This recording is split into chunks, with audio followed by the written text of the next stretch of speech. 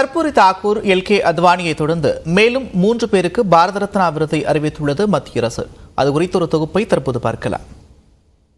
இந்தியாவின் மிக உயரிய விருதாக கடந்த 1954ஆம் ஆண்டு அறிமுகம் செய்யப்பட்டது பாரத ரத்னா விருது. நாட்டின் வளர்ச்சிக்காக உழைத்த தலைவர்கள், சமூக சேவகர்கள், தொழிலதிபர்கள், நடிகர்கள், விளையாட்டு ஜாம்பவான்களுக்கு வழங்கப்பட்டு வருகிறது இந்த விருது. இந்த நிலையில் கடந்த சில நாட்களுக்கு முன்பு பீகார் முன்னாள் முதலமைச்சராக இருந்த கர்பூரி தாக்கூருக்கு பாரத ரத்னா விருதை அறிவித்தது மத்திய அரசு. அடுத்த சில நாட்களிலேயே பாரதிய ஜனதா கட்சியின் மூத்த தலைவரான எல்கே அத்வானிக்கும் அறிவிக்கப்பட்டது பாரத ரத்னா விருது. இந்த நிலையில் நரசிம்மராவ், சரண் சிங், எம்.எஸ். சுவாமிநாதன் ஆகிய 3 பேருக்கு பாரத ரத்னா விருது வழங்கப்படுவதாக எக்ஸ் பக்கத்தில் அறிவித்துள்ளார் பிரதமர் நரேந்திர மோடி. தற்போதைய தெலுங்கானா மாநிலம் ஹைதராபாத்தில் 1921ஆம் ஆண்டு பிறந்தவர் பி.வி. நரசிம்மராவ்.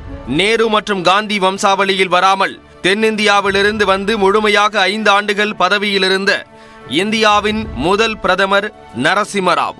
இந்திய பொருளாதார சீர்திருத்தங்களின் தந்தை என போற்றப்படும் நரசிம்மராவ் தேசிய பாதுகாப்புக்கும் முக்கியத்துவம் அளித்தவர். தொழில்துறை கொள்கையில் அதிரடி மாற்றங்களை செய்து தாராளமயமாக்கலை அறிமுகப்படுத்திய பிரதமர் நரசிம்மராவ். இவரை போலவே இந்திய பிரதமராக இருந்தவர் உத்தரப்பிரதேச மாநிலத்தில் 1902ஆம் ஆண்டு பிறந்த சரண் சிங். காங்கிரஸ் கட்சியில் இணைந்து சுதந்திர போராட்டத்தில் ஈடுபட்ட இவர் விடுதலைக்கு பிறகு 1967இல் பாரதிய கிராந்தி தள் என்ற கட்சியை தொடங்கினார். அதே ஆண்டில் உத்தரப்பிரதேச முதலமைச்சராக தேர்ந்தெடுக்கப்பட்ட சரண் சிங் 1970இல் நடந்த நாடாளுமன்ற தேர்தலில் போட்டியிட்டும் வெற்றி பெற்றார். 1977இல் மொரார்ஜி தேசாய் தலைமையிலான ஜனதா கட்சி ஆட்சியின் போது உள்துறை அமைச்சராக பதவி வகித்த சரண் சிங் 1979இல் துணை பிரதமராகவும் பதவி வகித்தார். 1979இல் மொரார்ஜி தேசாய் ஆட்சி கவிழ்ந்ததும் இந்தியாவின் 6வது பிரதமராக 1979 ஜூலை 28இல் பதவியேற்ற சரண் சிங் 1980 ஜனவரி 14 வரை வெறும் 170 நாட்கள் மட்டுமே பிரதமர் பதவியில் இருந்தார். நாடாளுமன்றத்துக்கே போகாத இந்தியாவின் ஒரே பிரதமர் என்ற பெயர் பெற்ற சரண் சிங் விவசாயிகளின் பிரச்சனைகளுக்கு தொடர்ந்து குரல் கொடுத்தவர். தமிழ்நாட்டை பொறுத்தவரை இதற்கு முன்பு Rajagopalachari, Sarvepalli Radhakrishnan, sir CV. Raman, Kamarajar, MGR., Abdul Kalam, C. Subramaniam ஆகியோர் இந்த பாரத ரத்னா விருதை அலங்கரித்தவர்கள்.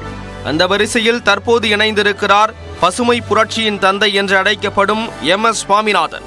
மான்கொம்பு சாம்பசிவம் சுவாமிநாதன் எனப்படும் எம்.எஸ். சுவாமிநாதன் கும்பகோணத்தில் 1925இல் பிறந்தவர். பள்ளி படிப்பை முடித்ததும் திருவனந்தபுரம் மகாராஜா கல்லூரியில் விலங்கியலில் இளங்கலை பட்டம் பெற்ற பின்னர் கோவை வேளாண் கல்லூரியில் இளநிலை பட்டமும் டெல்லியில் மரபணு பயிர்கள் குறித்த முதுநிலை பட்டமும் பெற்றார் எம்.எஸ். சுவாமிநாதன். 1948ஆம் ஆண்டு IPS அதிகாரியாக தேர்வானாலும் அந்த பணியில் சேராமல் வேளாண் துறை சார்ந்த பல்வேறு ஆய்வு நிறுவனங்களில் பணியாற்றினார். அமெரிக்காவின் விஸ்கான்சின் பல்கலைக்கழகத்தில் கிடைத்த வேலையை துறந்து 1954இல் நாடு திரும்பிய இவருக்கு ஒடிசா மாநிலம் கட்டாக்கில் கிடைத்தது வேளாண் துறையில் அரசு பணி. 1955ஆம் ஆண்டு டெல்லியில் உள்ள இந்திய வேளாண் ஆராய்ச்சி மையத்தின் மரபணு ஆய்வாளராக பணியில் சேர்ந்த எம்.எஸ். சுவாமிநாதன் 1965இல் மத்திய வேளாண் துறை அமைச்சராக இருந்த சி. சுப்பிரமணியத்துடன் இணைந்து இந்தியாவில் பசுமை புரட்சிக்கு வித்திட்டார். சர்வதேச அளவில் பல்வேறு விருதுகளை பெற்ற அவருக்கு இந்தியாவில் ஏற்கனவே பத்மஸ்ரீ, பத்ம விபூஷன் விருதுகள் வழங்கப்பட்டுள்ள நிலையில் தற்போது பாரத ரத்னா விருதையும் அறிவித்திருக்கிறது மத்திய அரசு. இந்த மூவருக்கும் புகழாரம் சூட்டியுள்ள பிரதமர் மோடி இவர்களுக்கு பாரத ரத்னா விருது அளிப்பது மத்திய அரசின் அதிர்ஷ்டம் என்றும் எக்ஸ் தளத்தில் பதிவிட்டுள்ளார். நியூஸ் 18 தமிழ்நாடு தொலைக்காட்சிக்காக பெரிய Padmanabhan.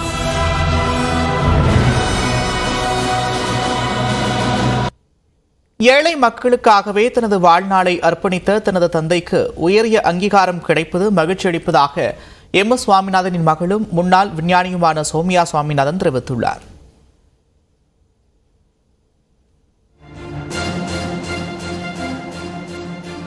Happy that his work, his whole life's work has been recognized by the highest national award that any citizen of India can get. He has spent his whole life actually trying to improve the lives of the poorest and the most vulnerable Indians. and therefore this recognition by the government actually sends a very strong message